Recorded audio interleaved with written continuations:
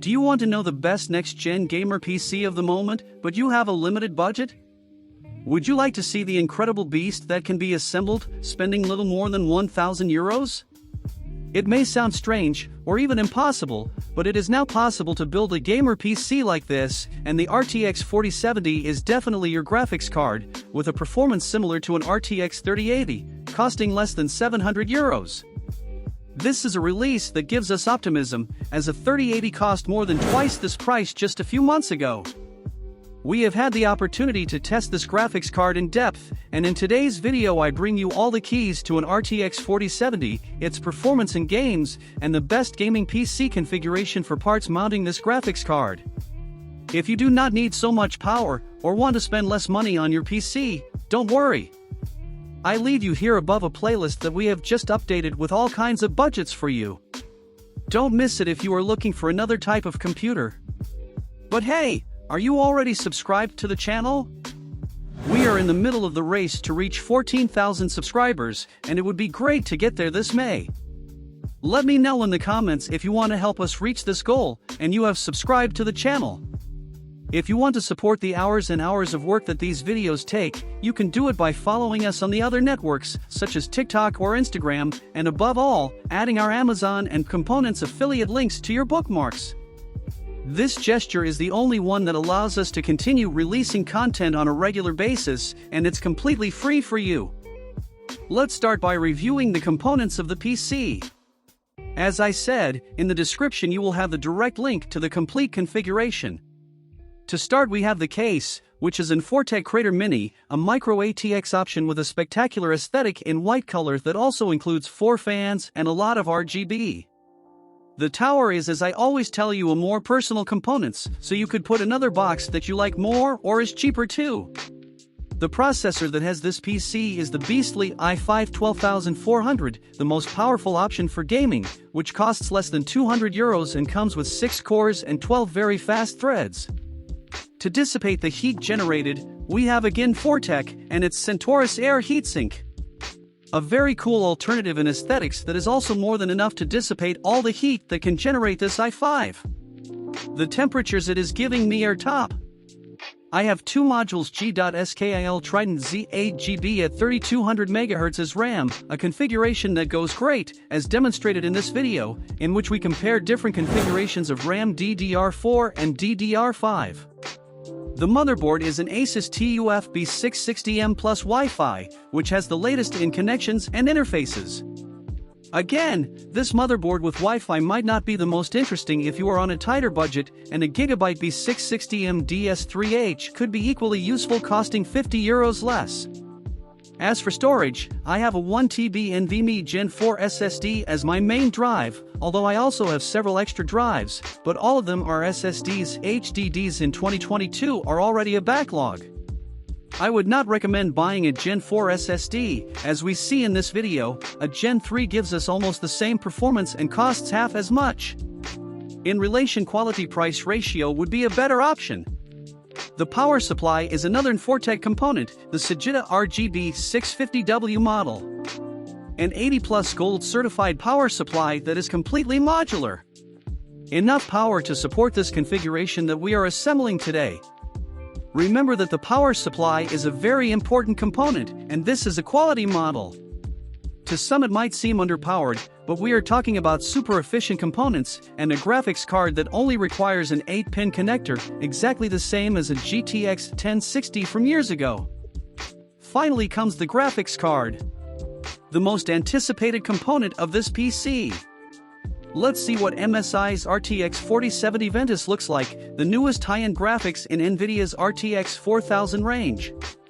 This series features the ADA Lovelace architecture, built on TSMC's 5nm process, so we can say that it is the graphics card already released with the most advanced node.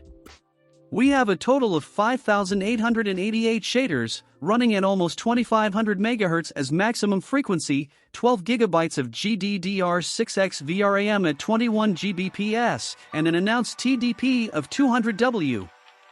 The final performance on paper in FP32 comes out to 29 teraflops. I understand that these numbers alone are not giving you anything either, so let's compare this graphics card with its direct competition from AMD, as well as see the improvements offered by the big sister, the RTX 4070 Ti, which is another top graphics card of the latest generation. These numbers are just specifications, and we are still waiting for a future RX 7800 XT, which would possibly be AMD's competitor to this graphics card. We will see how that graphics card is positioned when AMD launches it. The difference in concept and architecture with NVIDIA is extremely noticeable, as AMD has a very different way of achieving performance, despite having far fewer cores. It is very clear in the upper ranges, and this is likely to be repeated with the launch of the RX 7800 series. Having gone over the features, let's see how this ultimate i5 12400 plus RTX 4070 combo performs in different video games. Let's start with Fortnite. The game is running at 3440 by 1440 resolution, and the graphics settings are as high as possible on absolutely everything. Keep in mind that this resolution is higher than 2K, and is halfway to 4K. It is the maximum that can be demanded from the game, and the graphics stays above 60 frames per second on average. Obviously, if you put a little more contained graphic qualities, or activate a light DLSS, you will be over 100 frames per second, without noticing even the slightest drop in image quality. In 1080p for example, lowering the graphics settings a little, the graphics is practically at 300 frames per second, and the processor already begins to suffer a lot in that scenario. If your goal is to go above 240 frames per second, a more powerful processor would be the best choice to accompany this 4070. Now on to GTA 5 and its integrated benchmark. The game is running at 3440 by 1440 resolution, with the graphics settings set to Ultra. Considering the immense demands of this configuration, I don't think it's a bad result to see these 40 to 50 frames per second results. The average is altered by the black clips, so it should not be taken into account. Considering that we are not talking about a competitive game that requires so much fluidity, and that with DLSS we could easily raise that number to 60 FPS stable on average, it seems to me a top result. Next comes a heavyweight, Cyberpunk 2077. The game is running at 3440 by 1440 resolution, and the graphic qualities are on high. This is a clear example of suffering on the part of the graphics, although it would be more the responsibility of the optimization of the video game than anything else. The average we see is over 60 frames per second in the integrated benchmark, so the game is very stable and playable. The most magical benchmark is in Hogwarts Legacy. We keep the resolution 3440 by 1440 and the qualities on high. This is another ultra-demanding game, and we see how the Hogsmeade area exceeds 60 FPS on average. Another top result, considering that the game is being enjoyed in full detail. Think that with this graphics you could venture with ultra qualities activating DLSS, and you would still maintain the 60 FPS. Spectacular! Finally, we tested Battlefield V on the Rotterdam map. A super demanding scenario again. I'm going to set the game at 3440 by 1440 resolution and high quality because it is a graphical experience worth enjoying. With this configuration, the graphics is already giving us more than 150 frames per second on average.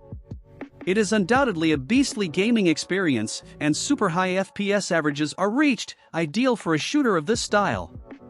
In all these gaming tests, technologies such as ray tracing or NVIDIA's DLSS have not been activated.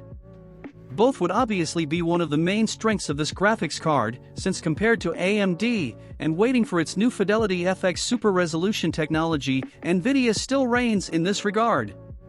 The graphics already performs great on a 3440 by 1440 monitor, but think that if DLSS is activated, those FPS can go up a lot, without any noticeable loss of quality.